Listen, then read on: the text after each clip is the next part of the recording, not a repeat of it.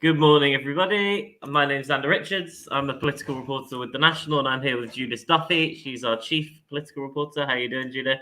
Yeah, good, thanks. Yourself? Yeah, doing all right. I'm doing all right. Ready for another day of politics. Another busy day ahead. Yeah. So, well, let's start by taking a look at what we've got on our front page this morning, shall we?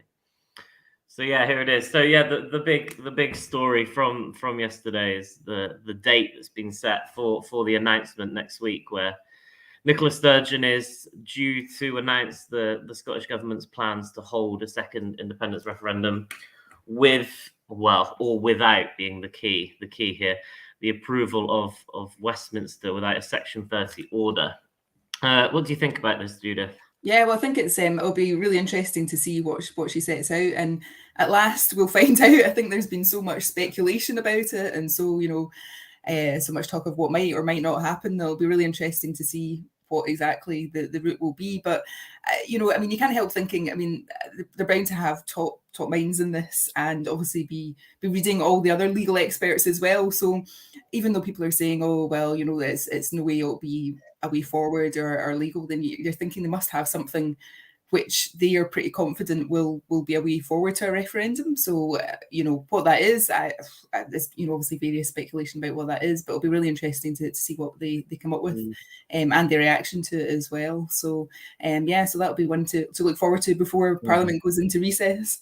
I think, are we expecting, I personally am expecting them to announce that the second independence referendum won't be legally binding. It's not going to directly relate to the union, which is, of course, reserved. Instead, it will just be asking the Scottish people for their views. And yeah, like you said, there are different legal opinions on this. I mean, just today, Adam Tompkins, obviously formerly quite a prominent Tory MSP, and now I think he's a constitutional lecturer at the University of Glasgow.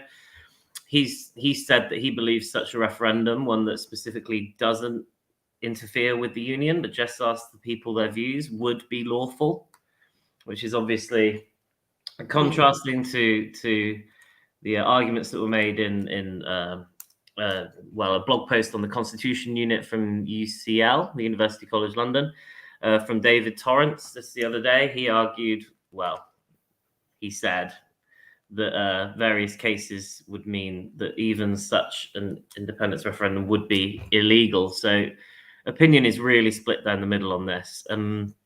That Torrance one actually links to our other story on the front page. We had it at the top, but I don't know if we'll see the front page again. But because Glenn Campbell, the BBC Scotland political editor, had tweeted the one view on the legality of indyref2. And then there was obviously some controversy around that, but the BBC stood by him. He said that he didn't break any rules. So, I mean, the argument goes on, and it goes on. I don't think it's going to stop next week. No, exactly.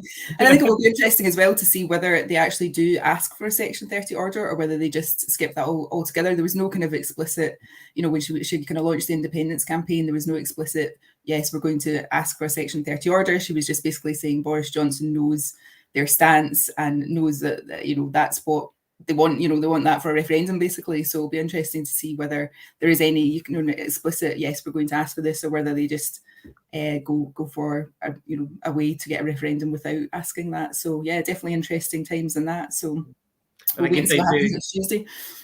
If they do ask for a Section 30 order, I imagine Downing Street's refusal will break the land speed record. I mean, yes, exactly. Yeah.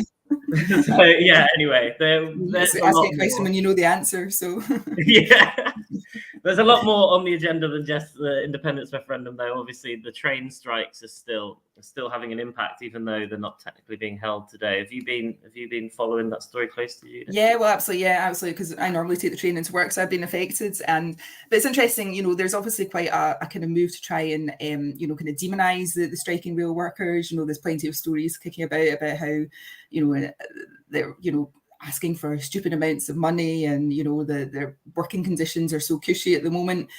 So it was an interesting report today as well, saying that Boris Johnson's preparing for a standoff in this to last months, because he knows that if they win the case, then other public sector workers will want similar pay rises. But at the end of the day, what you can't go over is the inequality that exists in society. So, people aren't paid a lot to begin with, and then they've got the cost of living crisis. Inflation has risen again.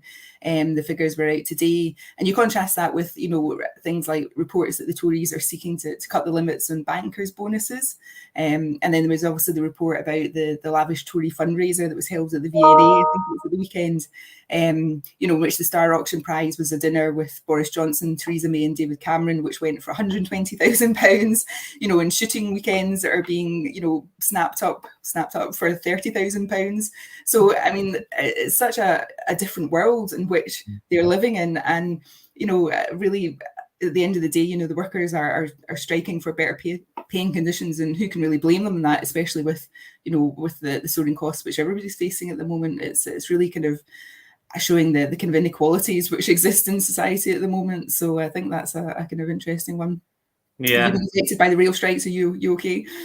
I don't take the train every day. Often when we go over to the Scottish Parliament, I have to take the train, and I haven't been able to do that because there's so few, and I don't want to risk the rush hour, the few trains that are going.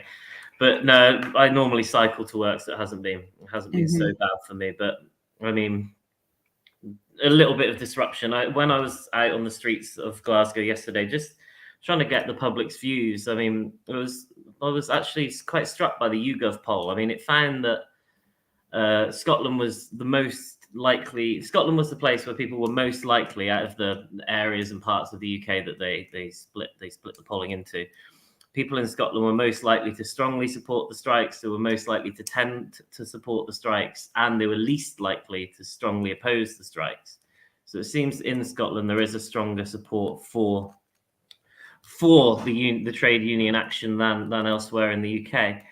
But even then, the support level was only at 49%, which just wasn't reflected.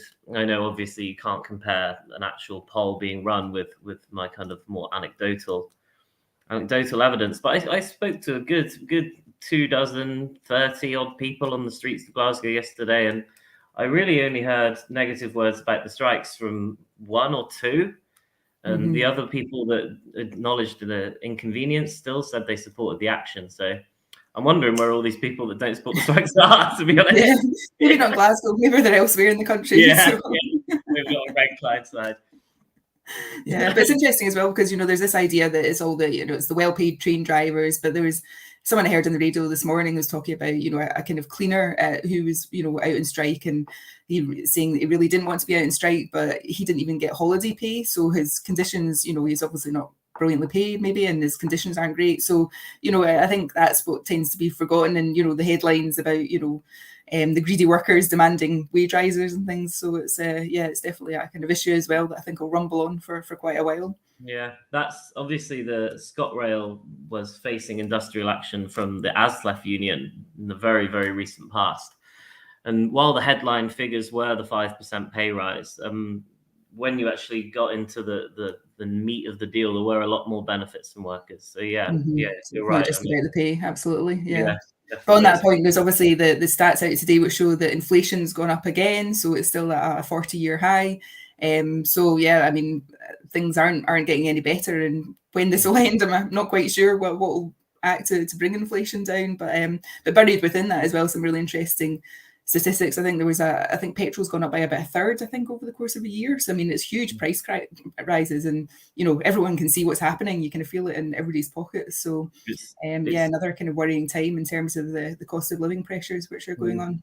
It's so pervasive. Like, even just when I'm going to the supermarket, the people working the tills are just chatting to the customers about the cost of living crisis. I mean, it's really, really everywhere. You just can't avoid it. So I think, I mean, one of the people I spoke to yesterday, you'll be able to see it on the website. There's the story about what Glaswegians think about the strikes.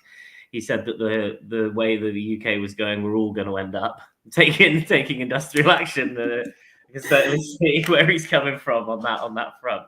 Yeah, absolutely. There's much talk of a summer of discontent looming, isn't there? So while that's been said several times over the years before, it does seem like it might actually be on the horizon in the very near future. So So yeah, what else have we got on the agenda today? There's as always a lot going on, and just off the top of my head, there's obviously Prime Minister's questions that'll start in like an hour and 15. Yeah, I expect, yeah, absolutely. And I think rail strikes and inflation will both feature prominently in that, in terms of the attacks that Keir Starmer and Ian Blackford might launch. So yeah, it'll be interesting to see what the response is to that.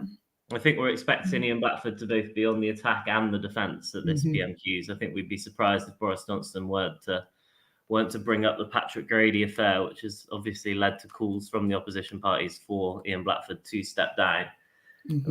Where there's a weakness, I mean, he's gonna try his best to exploit it. So absolutely. Yeah, it should be interesting. We'll definitely be watching.